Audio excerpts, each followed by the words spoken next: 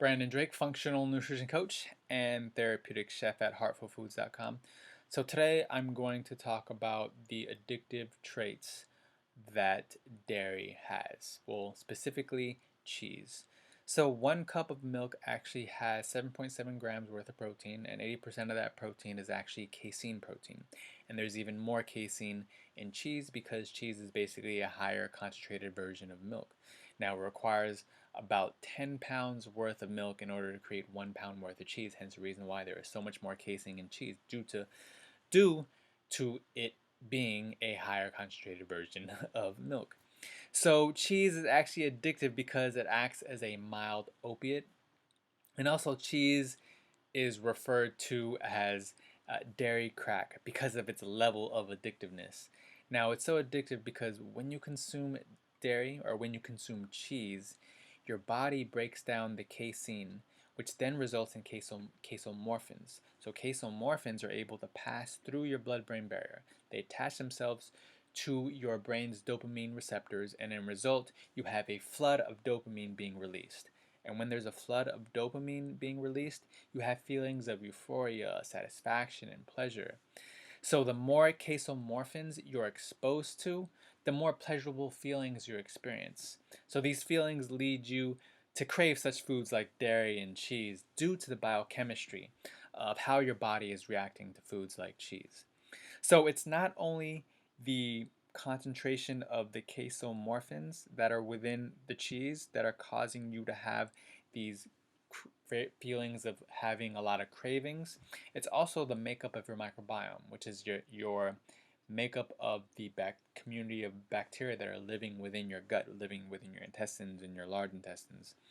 So essentially what's happening is when you consume certain foods, there are some bacteria or some microbes that will continually want to eat these foods because it gives them the energy and the nutrients to continue to live and to thrive and to grow. Now, when you continually eat lactose or you're eating cheese, there are certain bacteria that are going to crave this cheese in order for them to continually live and continue to grow and thrive. So because of that, they're going to do anything in their power to make sure that they send you as many messages as possible to your brain to make sure that you continually eat these type of foods in order for them to survive.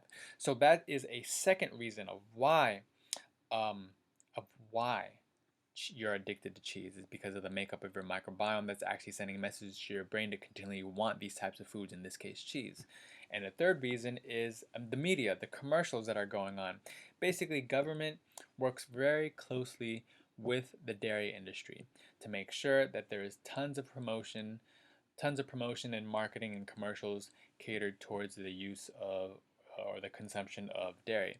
So this is a third reason why there is such a large consumption of dairy. Now, back in the 40s, there was about 3 to 6 pounds worth of cheese consumed per year. Now, it's up to 30 plus pounds a year. So you can see that the biochemistry within our bodies that releases the dopamine due to the cheese consumption makes us crave food, and also to the microbiome of our microorganisms or our bacteria that are sending us messages to continually eat these certain types of foods. In this case, dairy is another reason why we're addicted. And then the mass media, the mass marketing that's done due to the government being in close relationship with the dairy industry that's continually influencing us within commercials and YouTube channels or whatever the case may be, of making us want to continually eat this dairy and this cheese.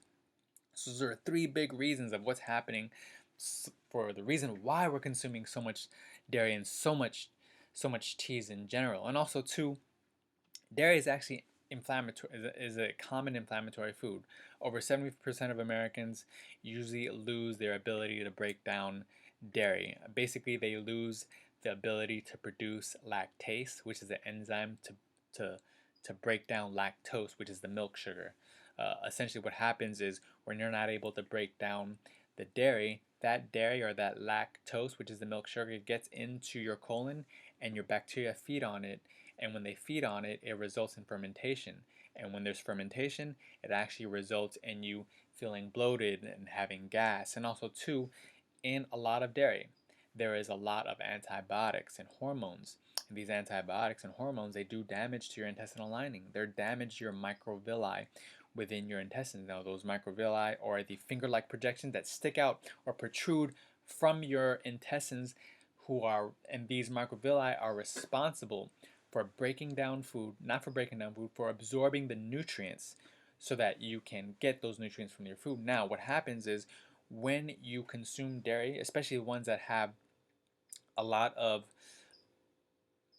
antibiotics and a lot of hormones, it's doing damage to your microvilli. And when it does damage to the microvilli, it basically ruins or deteriorates your ability to absorb nutrients. And also, too, because it does damage to your microvilli, basically it results in inflammation, which is heat, redness, swelling, and pain. And when there's inflammation, that inflammation can turn into dysfunction, that dysfunction that can turn into disease. So you can see there's many different issues, along with the fact that there's also high sodium in a lot of cheeses. Because there's high sodium, increases your risk of hypertension, which is high blood pressure. When you have high blood pressure, it increases your risk of having heart attack and stroke. So, like I said, there's so many different unwanted chronic symptoms that you experience when you consume cheese, and there's so many different things going on in your body within your biochemistry that make you crave cheese. So again, my function as a functional nutrition coach is to guide you into making a lot of different substitutions when it comes to eating inflammatory foods. I crowd out all the good foods with the bad foods, and I come up with a lifestyle and nutrition program that's personalized for you and only you.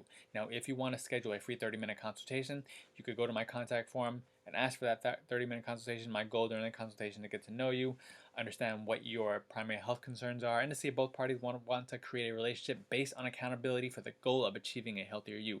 I love spreading the wealth of health, so please ask as many questions as possible, because it gives me ideas on what new videos I could create and what new blog articles I could write up specifically to cater to you, my audience that I really hold with utmost respect. Again, my name is Brandon Drake, and I'm a functional nutrition coach at heartfulfoods.com.